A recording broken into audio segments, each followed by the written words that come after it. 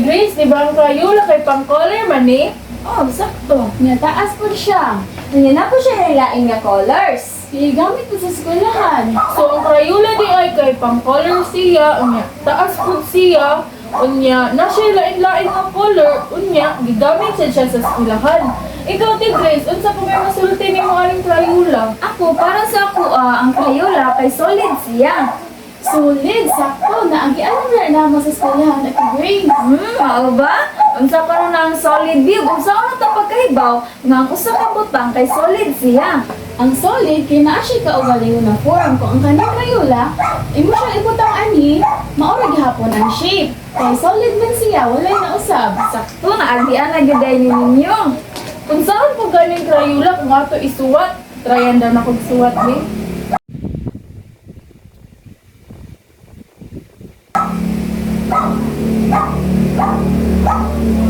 Hala, ang Crayola na pudpud. So, but pasabot ani na ibanan siya. So asa man ang uban ani nga part sa Crayola ngano naibanan man siya. Naa sa papel, maubitaw nga na ni color. Sakto. So ang kung kaning Crayola, inyo ni siyang isuwat, di ba na amoy makit-an nga part sa Crayola diri?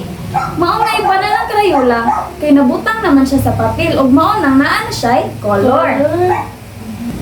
Ay sa. Na, kapan mo maron? Hala, marubog kandila. Tanaw daw na to sa kusina.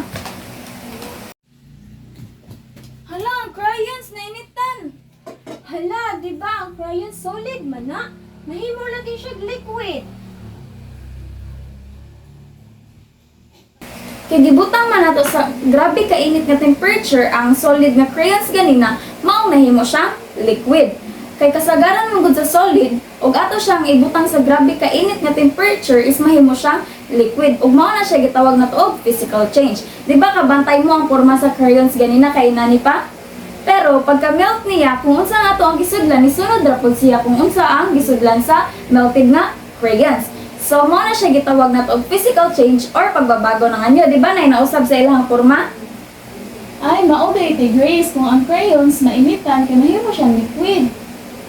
Ay sa ti Grace, nigahi lagi siya. Nibalik na sad siya pagkasolid. Mao na ang ako ang gusto nga hunahunahon ninyo ug maayo. Ngano day ang solid nga crayons nahimo siyang liquid, nya ngano nibalik na pud siya pagka-solid. Natunaw ang crayons tungod sa grabe sa init. Pero kay napaong naman ang kayo, so mauto ang crayons nibalik na pagka-solid. Kay solid man jud ang crayons. Ang solid bisan pag matunaw siya kay mainitan siya, mubalik jud man siya sa pagka-liquid kung naa siya sa ordinary nga temperature. Ordinary temperature?